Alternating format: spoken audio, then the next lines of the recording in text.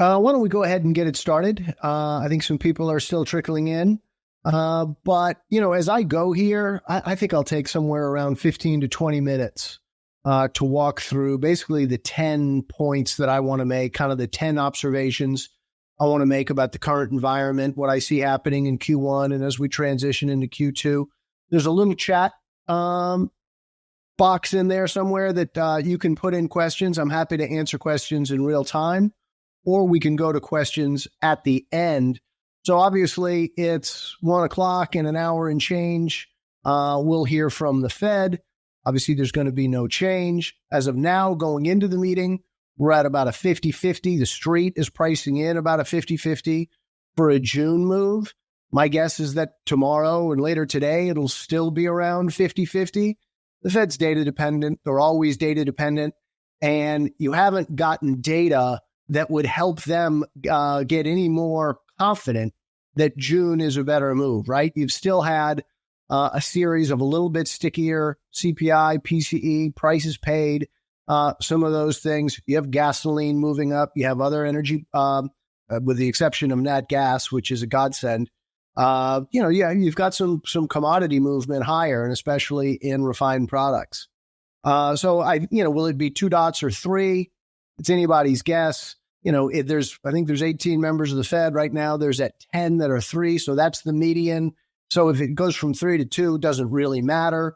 People are worried or concerned about what does the out year dots look like. And I'm interested in that too. Not that it's predictive of a damn thing, but just to see how much the Fed is thinking about, we really could be higher for longer for a long time. And by higher for longer, I mean both in the strength of the economy, but also in terms of higher inflation and having to keep rates higher. So I think that'll be interesting to see those out year dots. And then everybody's going to care about is there any QT guide in here? My guess is there will be no QT guide, but the street is hoping that as the RRP kind of dwindles down, that the Fed would slow QT so as not to create a sudden tightening into bank reserves. And we'll see if they have any guidance on that. The assumption is that at some point they will slow QT before they really tighten credit markets in a way that they don't perhaps want to. And then the last question that I always get is the political one, which is, well, won't the Fed, they tend to be dominated by Democrats in terms of the Fed staff, won't they kind of try to, maybe try to ease a little more aggressively because of it's an election year and all that? And the answer is I don't think so. I think they're going to follow what the data tells them. I always make the very clear distinction between what Treasury has done in terms of keeping all, bill issuance at the very front end. Jenny Yellen is a political appointee. The Fed is not political, in my opinion, overall in their actions. Look, the Fed wants to get this right more than anything. If the data is telling them that they've got to hike rates, which is obviously not our base case, I think they'll do that because the biggest risk is losing credibility. And if you lose credibility, then there's risk that you lose the long end. And if you lose control of the long end, now it gets very, very difficult. And that is, it's the long end that would more really have an impact on this economy. So why don't we run through these slides? The first one is kind of avoiding the burying of the lead because it really sums up a lot. Most of these 10 points are not this verbose. But basically, the recent employment data is consistent with the current trend of an economy that is growing slowly, neither poised to reaccelerate nor slip into recession. Wages are still running strong. Some wage indicators are 4%. Some are above 5%. They are accelerating in hospital and in the healthcare field, and that matters. New claims are kind of at a bottom. And while there are several leading indicators of softer employment, I don't think that in this case, I don't think it foretells an imminent recession like these setups have in the past. I see too much fiscal support, ineffectual monetary efforts, and wealth accumulation for a rapid slowdown recession. So, look, there are a bunch of charts of employment. Look, if you look at the Kansas City Fed employment conditions. That's an index of a lot of data, and it's rolling over pretty hard. Household is rolled over hard. We just found out from the state data, which should be very close to where non-farm payrolls come out, that the state data shows 800,000 fewer jobs created. We continue to see big revisions in non-farm payroll. So even though it's like we have a stasis in the employment market, we don't have a lot of firings, right? Layoffs are still pretty low. Initial jobless claims are really very, very low and not showing much of a sign of ticking up. It is taking a little longer for people to find jobs. But I just, if you looked at this where we are now, which is like super full employment, and then coming off of that, just a little bit of softening, historically, that has told you we are going to have a recession. But it is because of the things that I mentioned at the end here. Continued fiscal support, right? $1.6 trillion deficit for this year. The CBO thinks we go to $2.6 trillion deficits as you look further out. So there's tremendous fiscal support. We're just getting to the end of PPP and ERC, but don't forget IRA and CHIPS money is still going out the door. $8 billion went to Intel, was a headline today. So you're still seeing a lot of the impact of all that massive monetary supply increase, that ahistorical, unprecedented 27% money supply growth that we saw, in terms of efforts post during the pandemic. And then you've had ineffectual monetary efforts. And the ineffectual monetary efforts has been the fact that I got a 30-year mortgage and 60% of people with mortgages also have 30-year mortgages.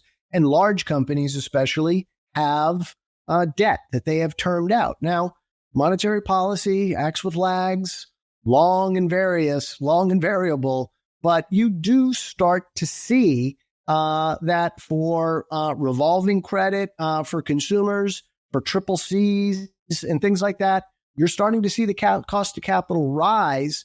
And for a lot of Americans, you are seeing all-time highs in debt service payments. But it doesn't yet offset what's happening at Family Dollar, so to speak, isn't offsetting what is happening at Restoration Hardware. Where you have asset owners who have done very, very well and those who are not asset owners. We have wealth accumulation, obviously, from all of that monetary supply growth that's been reflected in housing and in stocks. So I just don't see the impetus for a rapid slowdown and recession.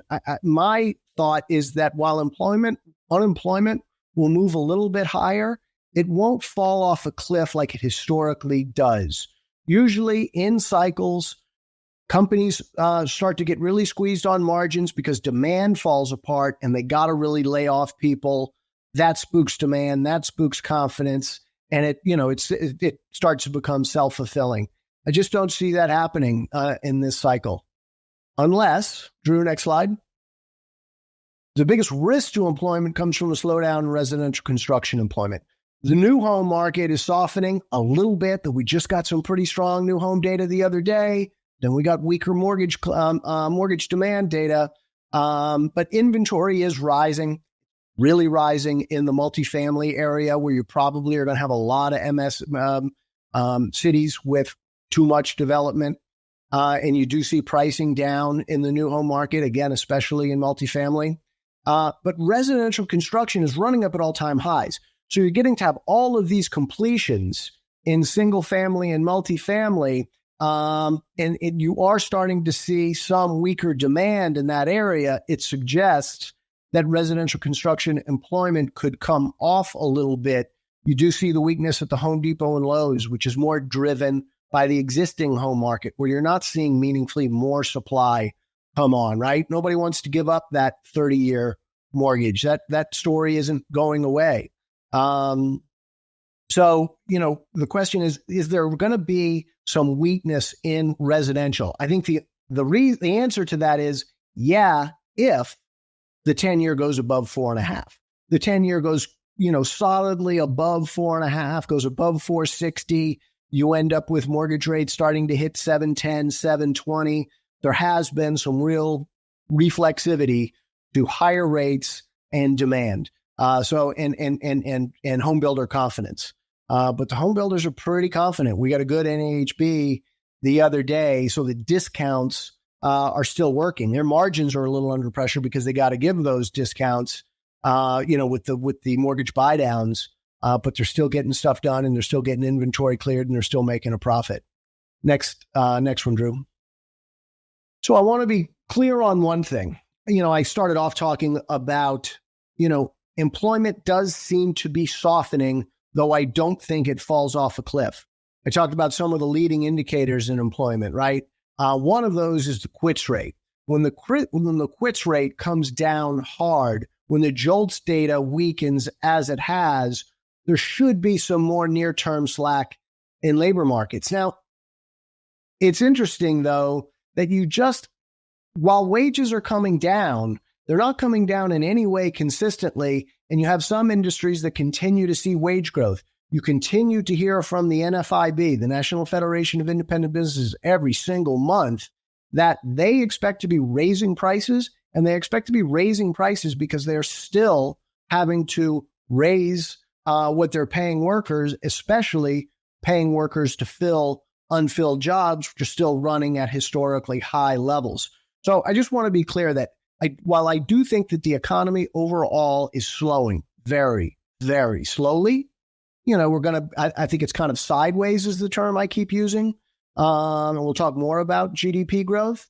I think the key is that the long-term call, though, on wage growth is, shouldn't be conflated with the secular changes. In other words, we're having a little bit of a secular slowdown. I think that will continue to have an impact on wage growth, but the long-term call around protectionism and tariffs and labor activity and just demographic shifts that suggest that we're not going to have the availability of labor that we want, suggest that there is some near-term pressure on wages, though I think that the secular call is unaffected by that.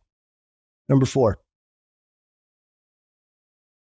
So we get the Fed nowcasts. They used to be dismissed. They've become better, it seems, especially the Atlanta Fed. The Atlanta Fed nowcasts used to always come in super hot at the beginning of the quarter and have to be revised way down.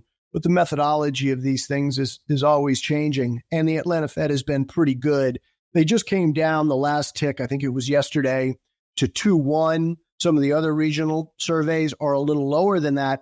Now, remember the first thing I said, employment is an input to GDP growth. So if employment continues to be revised down, these GDP numbers will continue to be revised down as well.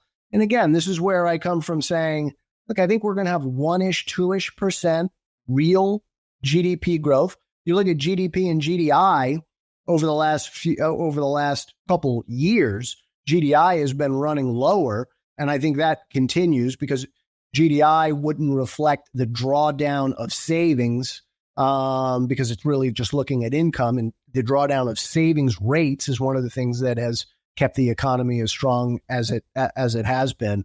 But overall, I think that we could have a situation where we're growing very slowly and yet still not slowly enough to eviscerate the inflation problem. Let's go to 5.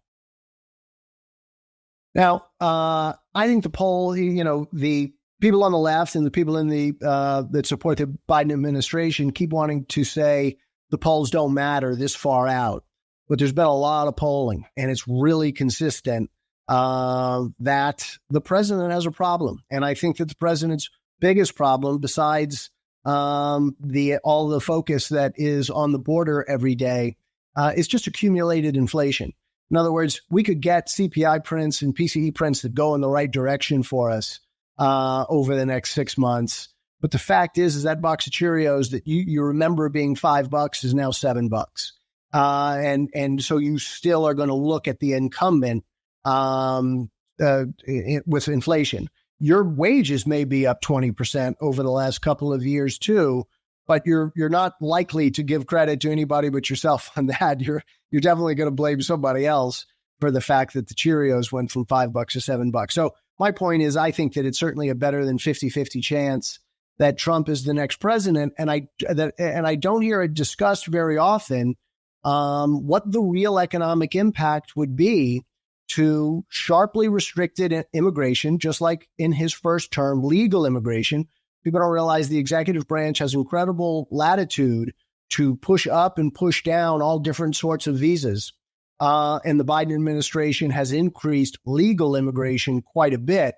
We'll stay away from the whole illegal immigration thing. That would be down as well quite a bit, obviously. But legal immigration will be in quite a bit. And then the tariffs. He's very clear that he wants tariffs across the board, including 60% tariffs on China. That's something that Congress would have to vote for, but I kind of think that they would. I also think that the United States, as the biggest consumer in the world, getting really aggressive on tariffs and protectionism, it only encourages the rest of the world to do the same. And I think that is unambiguously inflationary and growth restrictive. Now, there's the argument that China gives you no choice, right? If China is going to try to just grow and export their way out of the residential recession that they have, in the balance sheet consumer recession that they have at home, they have no choice. If they're going to dump subsidized goods, you're going to put tariffs up. Marco Rubio the other day proposed an additional $20,000 tariff on all Chinese electric cars. Mind you, there's already a 25% tariff on those cars. So even regardless, if Trump wins or if Biden wins, the direction towards global protectionism, to some degree in a reasonable response to China, is only going in one direction. And you can't underestimate how important that is when you consider that our whole lives, our whole careers have been disinflationary, partly because of globalization, China-ification of goods manufacturing. That goes from an inflation dampener to something that pushes inflation higher. Let's go to 6, Drew. So what does this mean for equities? Well, look, all that fiscal stimulus, all of that wealth creation, and we've written a lot about how market structure has changed, where passive flows now dominate managed money. We wrote a recent essay that we'd encourage you to read called Einhorn's Epiphany. And the short story to that is Einhorn came to understand that trying to do value arbitrage on mid-cap and small-cap stocks just wasn't working. You weren't getting the market reaction. What was really working was what appealed to the masses. Large-cap growth, large-cap technology. That's where the money has gone. Now, that is where, to some degree, the fundamentals have gone as well, right? When you look at the NASDAQ 100 earnings growth being sharply higher in 2023 and everything else being negative. If you look at NFIB, it's negative. If you look at IWM stocks, it's negative. Across the board, the economy, we don't have actual earnings growth, but you sure do have it very much consolidated in those top companies. And then you have multiple expansion that happens at the same time because of these passive flows. So look, if we're going to break the optimism, which is what a bull market is, and in the FOMO, and trust me, the FOMO exists just as much in hedge funds and in quant funds as it does in retail. And you know, your neighbor's making all this money long Bitcoin and Nvidia. It happens at the institutional level too. So you get chase. And we're trading it now over 23 times trailing 12 months. I don't think that the forward 12 months is any lower than that because I don't think we're going to have earnings growth. Nominal GDP is slowing. Overall earnings growth is not going to grow amid slowing nominal GDP. But then we think the earnings trends therefore will be negative, but none of that really informs us as the direction. I think stocks are overvalued. Who cares? I think most people who are chasing this market think stocks are overvalued. The question is, what is going to be the impetus that changes the optimism, that changes the narratives. And my best guess is it will be, if you're asking me if I'm in the fire or ice camp, is it too hot or too cold? Is it, too much pressure on inflation and too much pressure on the long end? Or is it recession? I think it's too much pressure on the long end amid pretty slow growth. We see cost of capital going higher. You don't get positive earnings revisions, and the market could come in from there. But what is the starting point? And look, it's not to say that we're not overdue for a correction. We are absolutely overdue for a correction, but timing something like that is something that very, very few people are actually good at. Let's go to 7. Oil's always the underappreciated wild card. Look, I think it was certainly underappreciated last year as inflation was coming down, how much that had to do with oil going from 120 to 70, right? And now we have oil pushing up. We have gasoline pushing up. You have other product prices moving up. That is going to matter for all the inflation data and for corporate profit margins. Don't forget, industrials consume, ags consume a tremendous amount of oil. So no change to our long-term bullish view on oil. I think it is, and no change to our long-term bullish view on copper. Copper, that chart looks great. It is really breaking out. The amazing thing is copper breaking out when so residential in China is not getting built. So there is demand globally, and I talk about this a lot. There's no investment in growing copper assets. I think copper becomes much more dear. But near-term oil demand, it just continues to get revised higher. And to some degree, it's the developed world, but it's always the developing world where the EIA has to go, well, no, it's gotten higher again. There's a great recent podcast from my friend Arjun Murti, who used to be the oil analyst at Goldman. What he talks a lot about is a stat that I've shared, which is that we in the United States use 20 barrels a year, roughly. We each as individuals on average use about 20 barrels a year. In developing countries, though, very often that number is 0 and 1, right? And you have countries with billions of people that once they start to use a moped, once they start to use air conditioning, once they start to do a lot of things industrially, they go to 2, to 3, to 4. So there is the S-curve, as it's called, of inexorably higher middle-class growth of energy in places like India, in Malaysia, in Bangladesh, in Indonesia, and I've just named places with several billion people that use very little oil. So that oil thesis, that isn't going away. The other side of it is the supply side. Guyana is really exciting. That'll grow. I do think that the Permian is getting towards peak productivity, and that will make a huge difference when the United States no longer can be the bully with all that excess capacity. It increases the strength of the Saudis, and I think the Saudis have recently proved their strength and their resolve in pulling oil prices higher. Number 8. Markets are pricing in a massive productivity gains from AI. I don't doubt that there are many industries that will use AI tools to cut costs, but there will be negative offsets. Just think about the fraud potential. We'll do that later. With AI.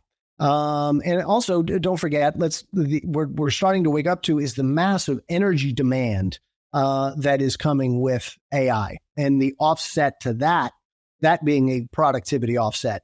I'll be vigilant to better understand the impacts of AI, but I get nervous when I hear investor friends say stuff like it will be bigger than fire. That's a true story. A friend of mine said that to me the other day, but he couldn't really articulate how. Like, I get how it makes software programming better, how it makes call center responses and bots better. I get a lot of the arguments, biotech, how you could have real breakthroughs there. But is it going to make so many businesses in a service economy, restaurants, hotels, labor-intensive industries, is AI going to disintermediate the need for all those people? Generally, I don't think so, or not anytime soon. Much of the economy will see no near-term benefit from AI, especially in a service-dominated economy. Number 9. Most important data, as I've been saying, is the inflation data. Look, inflation has been coming down pretty consistently. And it allows guys, whether they're traders or economists, to draw a line on the screen and say, look, if it keeps going in this direction, we'll be below 2%. The Fed can cut 3, 4, 5, 6 times. Well, obviously that's changed.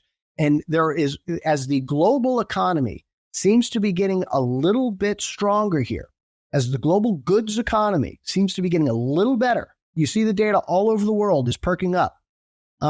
It makes me believe that you're not going to get the decline in goods inflation that has been so disinflationary. And all it takes is just having the services inflation and not a drag from the goods side, that you're going to see inflation really push back higher towards where wage growth is, towards the 4% plus wage growth. So even as I think that nominal GDP in the United States is slowing, I do think the inflation data is going to continue to push higher, and don't sleep on gasoline as being one of the reasons for that. And just quickly, everybody talks about OER. OER, you will see, it's not just front month rents. It's not like the Fed doesn't get it. It's not like they don't understand the difference between front month rents and OER. It's the way that series is designed on purpose. So yes, it will continue to pull down, I think, will continue to pressure inflation lower, but there are a lot of offsets like insurance, like medical cost trends, like stubbornly high wage growth, like the end of goods straight out deflation that will offset that OER. You can't just look at OER, at that one thing. You look at a lot of 3-month, 6-month, 9-month data in core services, non-housing that the Fed looks at, it is pushing higher. And that is going to be problematic. And if it continues to push higher or even goes sideways from here, but refuses to go down below 3%, there's no cuts this year. Number 10. No change to our long-term thesis that the great moderation is over. Inflation volatility is here to stay. That should have an impact on long end rates. That should have an impact on stock multiples. It's driven by aging demographics, which is driven by which drives the worker shortage, isolationism, tariffs, energy underinvestment amid EM inflecting demand. We've talked about this, excessive government debt, and global post-global competitive devaluation. So with that, why don't we see if there's any questions queued up?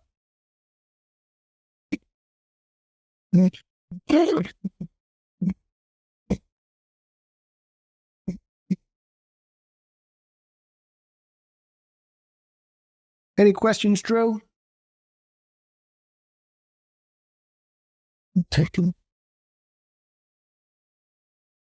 Oh, there we go. I forgot I had to read it on the side.